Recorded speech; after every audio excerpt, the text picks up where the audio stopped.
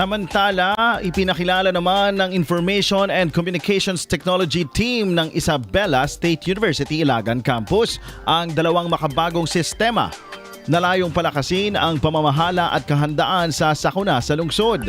Ang Ilagan Barangay Information Management System o BIMS ay dinisenyo upang gawing digital at sentralisado ang mga records ng 71 barangay sa Ilagan. Sa pamamagitan nito, inaasahang mapapabilis ang mga transaksyon at mapapabuti ang paghahatid ng serbisyo sa mga mamamayan. Samantala, ang Community Risk Assessment o CRA system naman ay nakatuon sa mas epektibong pangangalap at pagsusuri ng datos na mahalaga sa disaster risk reduction. Malaki ang may tutulong nito sa City Disaster Risk Reduction and Management Office sa pagpaplano ng pagtugon at pagtugon sa mga sakuna.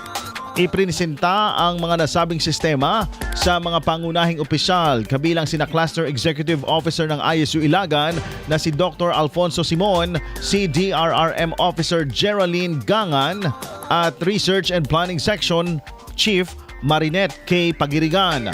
Ang proyekto ay binuo ng mga ICT students na sina John Cedric B. Alejo at Mark Kevin Ramos sa ilalim ng paggabay ni Assistant Professor Mark Hill Gangan.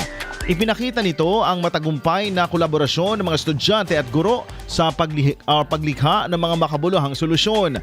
Ang inisyatibong ito ay patunay ng kanilang patuloy na dedikasyon sa paglinang ng mga digital innovation na naglalayong maghatid ng mas epektibong serbisyo publiko at magtatag ng mas matatag na komunidad laban sa mga sakuna.